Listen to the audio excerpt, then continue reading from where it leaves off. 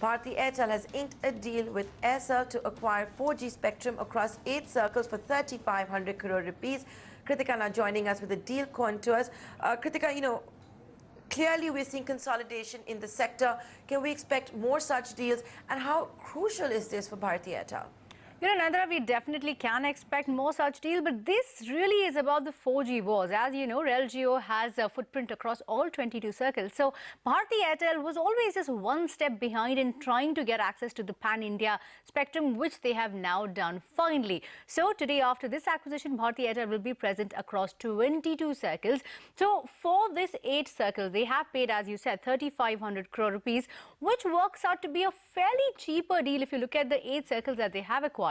They are across category C, and that could explain the lower valuation, but they are also across important circles like Tamil Nadu, Northeast, Andhra Pradesh and Odisha. So it's a win-win as far as Airtel is concerned. But if I recap the deal that they did with Videocon last month, they acquired spectrum in the 1800 megahertz band for about 4,428 crore rupees, and that gave them access across UP West, UP East and Gujarat, important circles over there. So net Bharti Airtel now has 100 megahertz in the 1800 megahertz band and about 320 megahertz in the 2300 megahertz band, making that about 420 megahertz all in all, and a very interesting mix of spectrum there. So very important deal for Airtel, but let's understand what this means for Airtel going forward. Sanjay Kapoor, the former CEO of Airtel, is joining in now. Mr. Kapoor, many thanks for speaking to CNBC TV 18. My first question to you, how much of an edge will Bharti Airtel have after they bring in both Videocon as well as Aircel's entire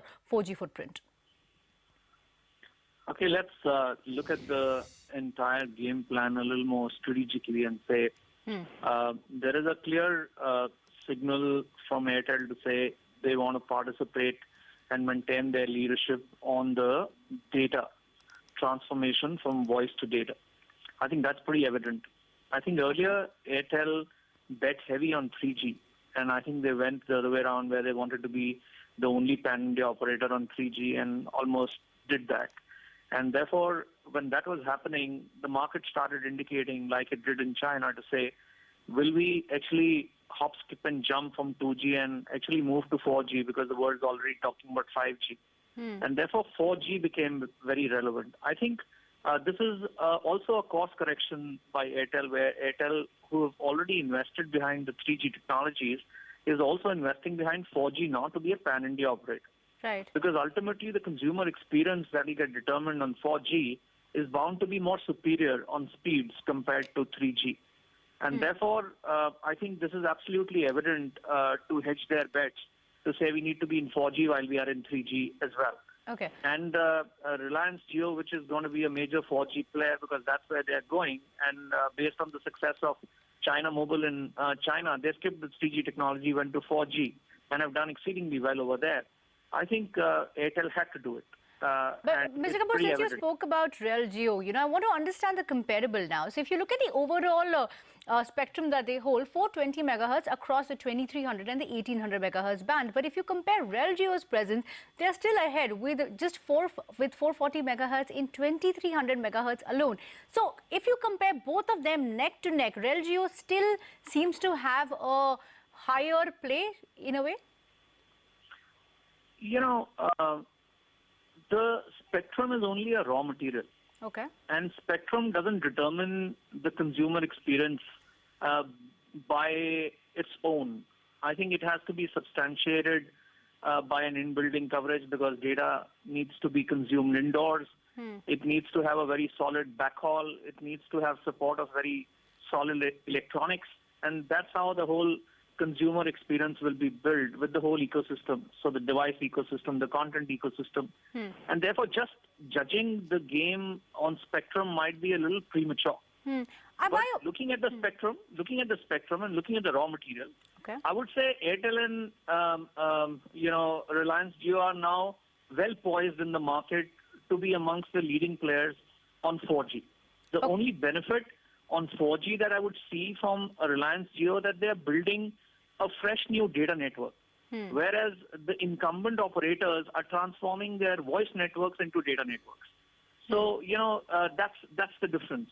But the incumbents have the benefit of already established brands, and Jio has to establish a whole new brand, because ultimately it's the youngsters who determine the success of data in any part of the world, and the brands must eventually appeal to the youngsters, and they must aspire for those brands, which will be based on consumer experience as well over time.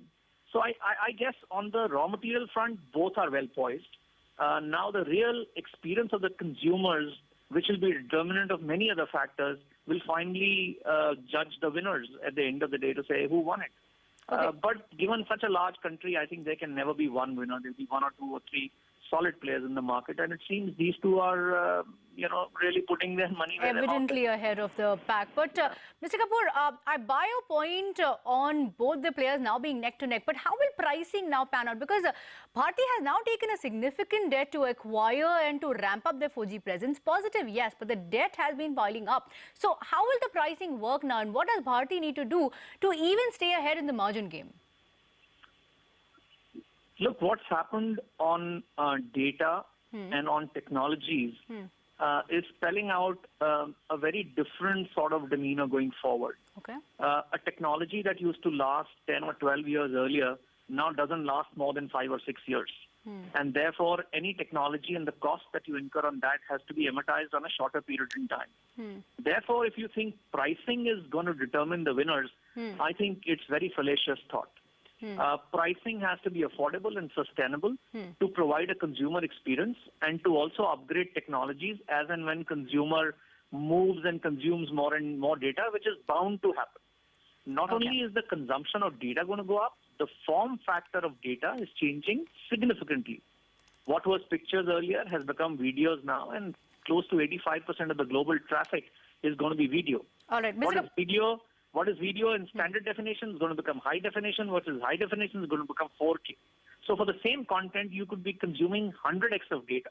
So I think the winners are going to be determined by the customer experience, and it is not a price war. Believe you me, the data prices in India are far below where they should be to offer a great consumer experience.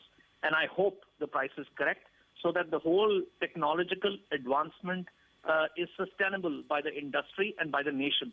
Because eventually the nation is going to compete on the quality of networks that it builds up. Okay, Mr. Kapoor, very tight on time. In one line, what's in it for Aircel? Because keeping in mind the Arcom merger, or the upcoming Arcom merger, what's in it for Aircel? I think Airtel is clearly out of the three incumbent operators announcing that we are going to fight tooth and nail.